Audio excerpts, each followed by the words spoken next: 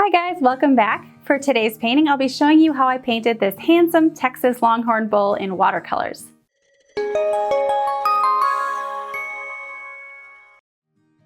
My surface today is an 11 by 14 inch cradled wood panel prepared with 3 coats of Daniel Smith titanium white watercolor ground. It makes for a really fun and different painting surface. I start with masking fluid, using a small rubber brush to apply little dots of the masking fluid onto areas where I want to protect the surface from paint. In this case, the stems of grass that are in front of the bull and the little bit of grass he's holding in his mouth. This will allow me to paint over the top of those areas freely without worrying about painting around those tiny details. The first thing I'm going to paint is the horns. I'm using my Lebenzon bamboo handle, small, stiff, synthetic white brush. It's perfect for the small details in this painting. I apply clean water to the horn, careful to stay inside of my pencil lines. Remember that when you're using this technique, which is called the wet and wet technique, where the water goes, your paint will go. My first color on the underside of the horn is an orangey brown. I'm using raw umber, but you could use yellow ochre or something like that. I'm working fast because I want my colors to go down side by side and blend naturally next to each other while maintaining their purity. My next color is a reddish purple, alizarin crimson mixed with a hint of blue. In the space between those two colors, I drop in some ultramarine.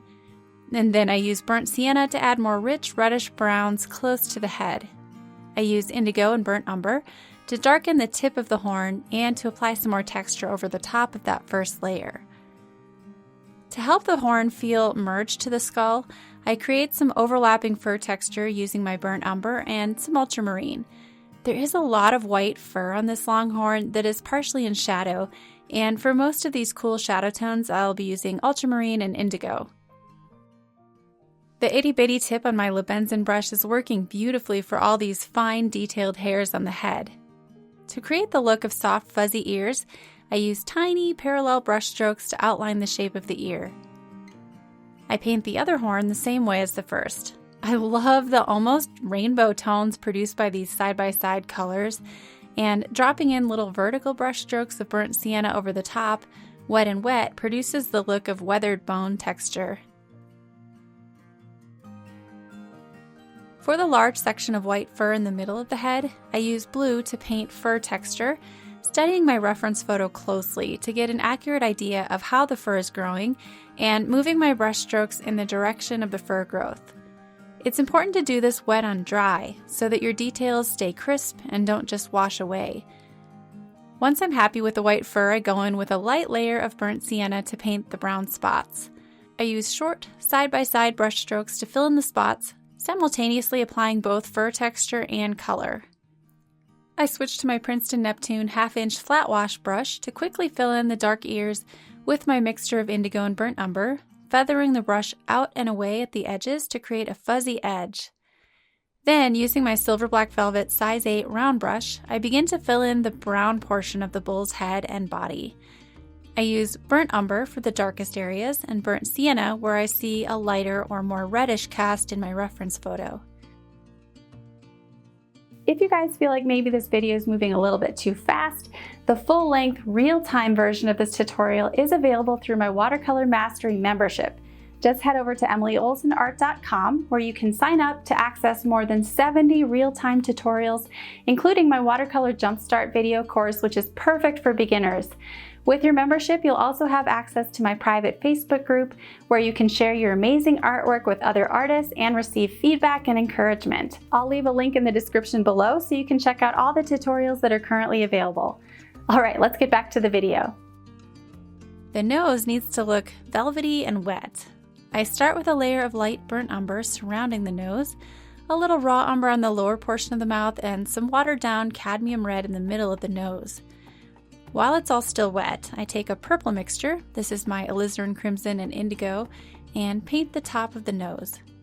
I let this initial layer dry and work on other areas before returning to it. I use my itty bitty orange synthetic brush by Lebenzon for the eyes, careful to preserve some luminous tiny highlights. I surround the eye with a wash of burnt sienna, painting everything except for a small section under the eye that you can see it's a different color and lighter in value. This I fill in with ultramarine. Finishing the head is really just a process of layering darker paint down. I also add depth and texture to the white fur by painting individual darker hairs using my browns and dark blues. The spots in the forehead go much darker, almost black, with a layer of my mixture of indigo and burnt umber. I use this same combination to darken the brown spots on the bull's body as well. The spots on his underside are painted with my size 8 round brush, and I can do them all in one dark layer. Now, because this area is in shadow and is moving away from the focal point, it's not necessary to paint it with as much detail or as many complex layers as the face. I finished the nose with more layers of brown. Filling in the black nostrils really helps it start to look realistic. I add a final layer of watered down indigo across the top of the nose and under those nostrils, and a brilliant pop of alizarin crimson in the middle, which I spread out and mute a little with some orange.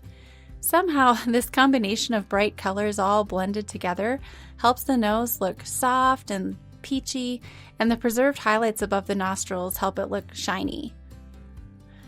I add more fur detail to the head, moving my brush strokes out from the cowlick in the center of the forehead, almost like a starburst shape. Using burnt sienna, I add a few spots to the top of the bull's back. Since these are in direct sunlight, they do need to be lighter in value. For the shadow on the right side, I use watered down indigo, slightly neutralized with some brown so it looks like a bluish gray. The dewlap, which is that flap of skin in the center of the animal, is reflecting some warm, bright colors, so I paint these all next to each other, cadmium red alongside indigo, and some yellow ochre above that. If you want these colors to charge together and blend naturally, it's important to lay them all down side by side while they're all wet, and clean your brush between each color to keep them vibrant. With the addition of some more blue shadows and dark brown spots, the body is mostly finished, so we can move on to the foliage and background. You'll notice I paint the legs loosely, using a feathering motion to create the look of grass overlapping those dark legs.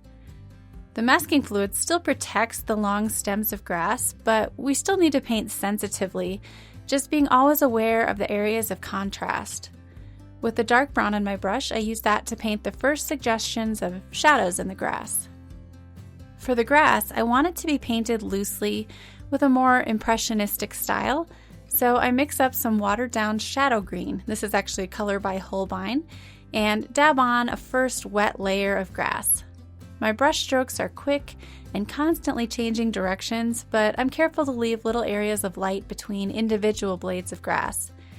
This is all about creating shapes that are pleasing to you, but that also represent the shadow cast by the bull over the grass, with areas of sunlight streaming through, revealing the form of the foliage.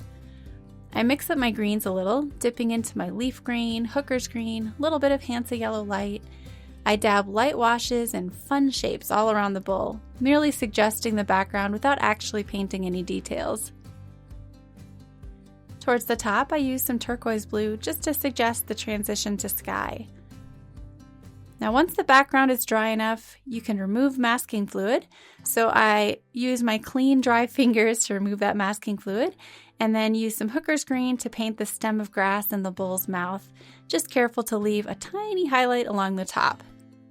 I also add a light wash of green over the top of those overlapping grass shapes, leaving the pure white only where the sunshine is the brightest on the stems in the reference photo.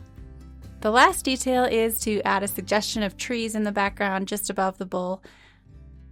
I was fortunate to be able to take this reference photo myself while I was in Texas, and I have to say I was really happy there was a fence between me and him. Overall, I was really happy with the composition of this one, and I enjoyed painting this combination of tight details and loose impressionism.